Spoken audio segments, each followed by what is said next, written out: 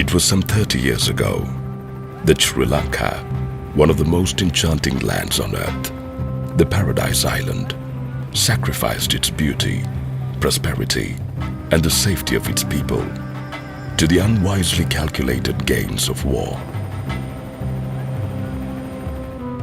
Historical circumstances created by political ambitions and divisions between two ethnic groups led Sri Lanka into chaos, devastation, and loss of life, creating nothing but deep, painful cracks and scars across the very fabric of the entire nation. What ideally should have been one land and one nation took on the stress and strain of war to prove yet again just how unnatural, self-hurting, and futile it is when people take up the path of destruction to create a new world. No tree has branches so foolish as to fight among themselves. There were attempts made to avoid ultimately resorting to war. However, instead of trying to reach a political settlement to the ongoing disputes, an organization emerged that decided to take up arms.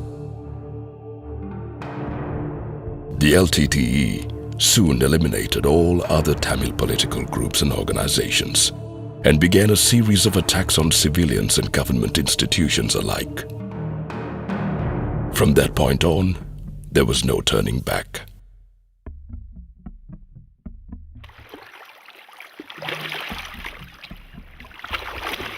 The government realized that the only option it had in order to finally put out the fire had been to build a new fire. The fire to end all fires. A swift military action was required to dismantle the terrorist organization, which in reality held the entire nation hostage, Sinhalese, Tamils, and Muslims alike.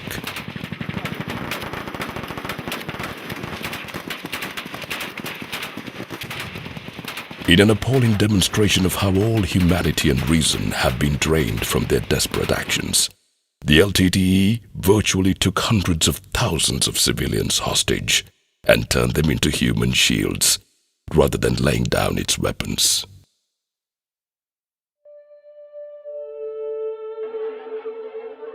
After the battle was over, hundreds of thousands of innocent Tamil civilians poured into the army-held territories, desperate, impoverished, and frightened. Many of them were born into a world that knew no freedom, no tolerance, and held no choices for them but fear, devastation, and pain. The LTTE ruled with an iron fist, crushing each and every attempt to question their authority.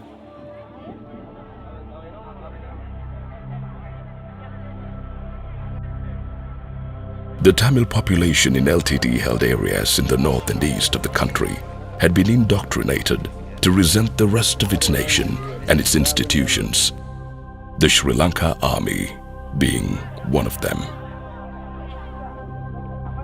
This was an incredibly harsh and inauspicious emotional and psychological environment for the Sri Lanka Army, tasked with winning the hearts and minds of Tamils.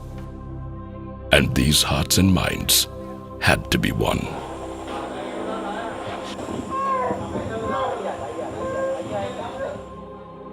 The government and the army knew that without this ultimate victory, no national reunification and final reconciliation would be possible. The real work for the government of Sri Lanka to ensure lasting peace has started, with a new task for the Sri Lankan Army, a great challenge, quite simply described as 5R. Resettlement, reconstruction, rehabilitation, reintegration, and reconciliation.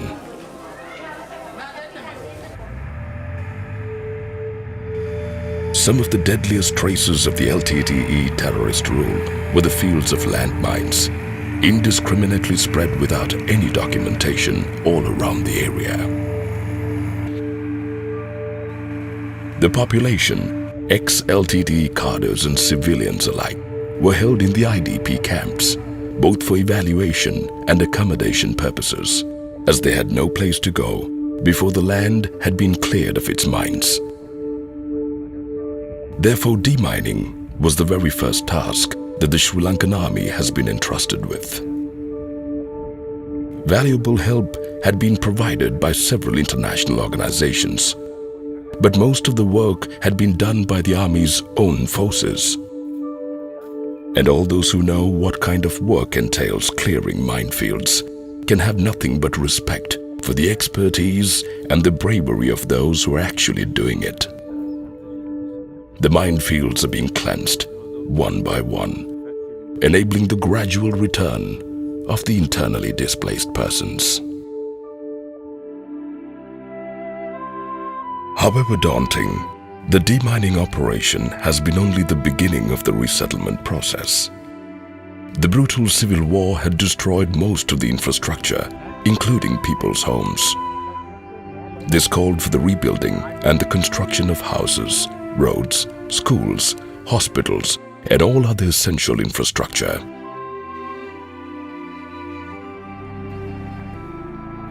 "30 years of conflict left these areas completely underdeveloped. Roads had to be constructed in order to reconnect the north and the south and reunite the country. Again, the government of Sri Lanka made available all of its available resources for the new roads to be built and the old ones reconstructed. Railroads, power lines, water pipelines, and many other infrastructure projects commenced simultaneously. Valuable help is being provided by international donors. Indian housing projects and rebuilding of the railway lines, roads constructed by China, and assistance from the European Union, Asian Development Bank, NGOs and INGOs. With the development of the transportation routes, traveling between two previously detached parts of the country has become much easier. The first tourists in many years have started pouring into the region, giving a boost to the tourist industry and connecting the island's diverse cultures at the same time. With the war ended, Army soldiers are now made available for the unprecedented and crucial task of rebuilding the country. The Army is building numerous houses in all the war-affected areas, most of them financed from its own budget. What it really meant was that Sri Lankan soldiers had to give parts of their own rations, and often even finance donations to buy whatever material was needed to build a house. Most of the soldiers engaged in building these homes had no home of their own.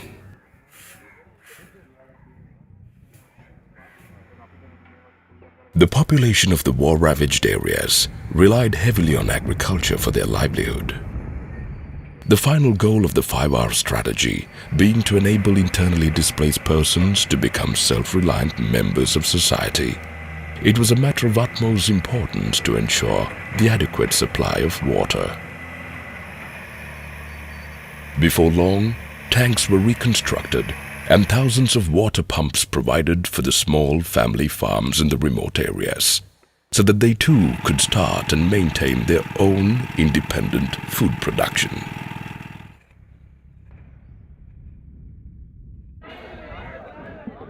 Another important source of income and sustainability in these areas is fishing.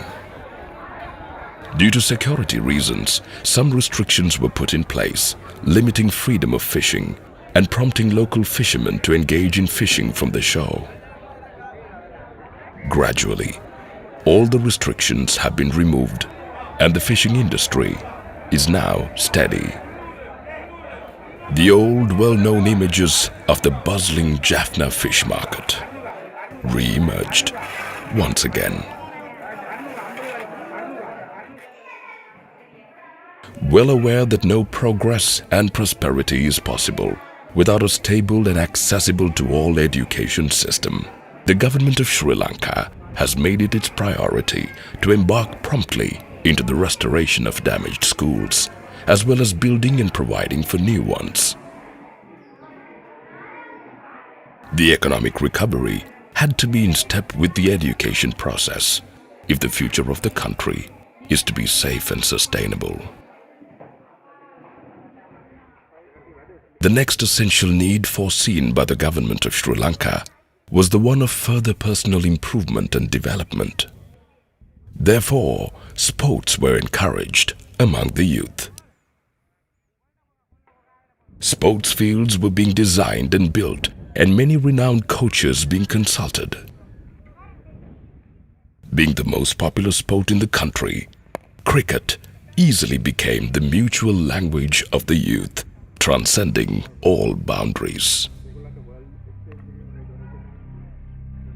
What is still lacking in certain areas is modern medical infrastructure.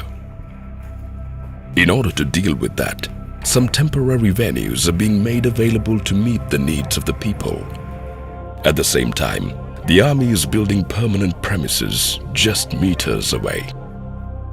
Having no sufficient funds assigned, the army resorted to its already usual ingenuity and employed the combination of available material, its own free labor, and the reassignment of the parts of their own funds, making cuts in its spending wherever possible and whenever needed.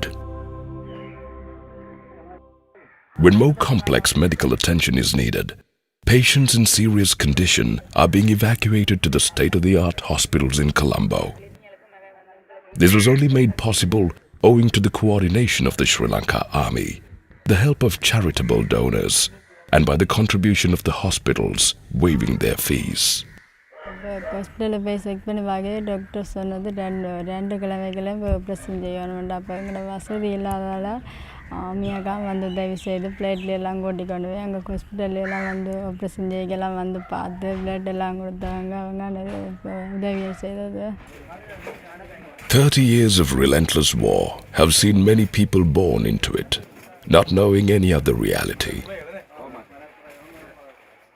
The emotional, physical, and mental scars of war are borne by one and all. Some had to deal with lost property, some with the loss of loved ones, and some with their own loss of arms and legs. The same goes for the former LTT members, in dire need of rehabilitation and reintegration into society. The process usually starts with identification of such people, followed by profiling and final counseling to help them face and embrace the future. Most former LTT cadres had no professional training whatsoever. They were born into an environment of conflict, where they were given weapons instead of pencils or cricket bats. To help such people, educational rehabilitation centers have been put in place to provide basic vocational training and education, enabling them to get jobs for the first time in their lives. என்னை வந்து இப்போ விடுதலை புலியை வந்து பலசோனா தான் பிடித்தார். அங்கே அவர்கள் எங்களை ஒரு வலுக்கட்டாயமாக பிடித்து விட்டு 6 மாதம் எங்களை அவர்களுடன் பேசினார். நாங்கள் ஒரு 15 பேர் அவரிடம் தப்பி சென்று விட்டு இராணுவத்துடன் சரணடைந்தோம். புனர்வாழ் நிலையத்துக்கு கொண்டு சென்றார்கள். அங்கு வந்து எங்களுக்கான வேலை வாய்ப்பு எல்லாத்தையும் தந்தார்கள். எங்களுக்கான வேலை வந்து தச்சு வேலை. நாங்கள் இது வேலையும் தெரியாமல் தான் இருந்தோம். அவர்கள் வந்து எங்களை நல்ல ஒரு வேலை திட்டத்தையும் பழக்கிவிட்டு எங்களுக்கான இப்போது இராணுவத்தினர் மீது எங்களுக்கான ஒரு குறைந்த விதத்தில் லோனையும் பெற்று தந்திருக்கின்றார்கள். The Sri Lankan Army has donated hundreds of artificial limbs to the ex-LTT cadres and civilians injured in the conflict, most of them crippled by landmines. Before the LTT-controlled areas were liberated, no proper medical care could have been given to these people. Now they're being taken care of and are free to live full and productive lives.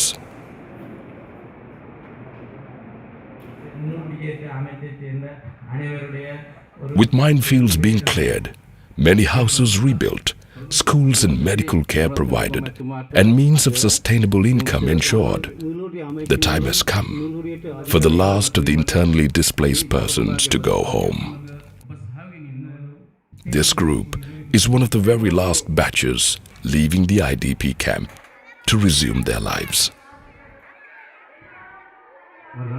This is the moment these people have been waiting for, with such a great yearning. Their hopes have been mixed with anxiety for such a long time. Now, the long-awaited moment has come. Provisions are being distributed to the resettled families to help them start normal lives as soon as possible. Years of bitterness has created an atmosphere of mistrust and hatred. Reaching out further, the Sri Lankan army has made a practice of donating blood to the reserves of the local hospitals in the north and east. This symbolic yet deeply humane gesture sends the most meaningful message of this era. Let's put the past behind.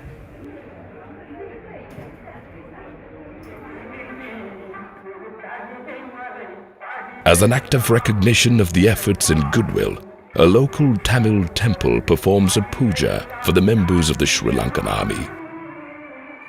Old ties are gradually being restored. People of different religions are talking to each other again, aware that their human relations, being now right, is the only true peace. The new world is growing in Sri Lanka, lush, beautiful, and life-giving. Like so many trees of this paradise island, their branches shall never fight among themselves again. One flag is once again flying for all Sri Lankans, promising and safeguarding the long-awaited peace. Reminding us also that peace is not something you wish for. It is something you do, something you are, and something you give.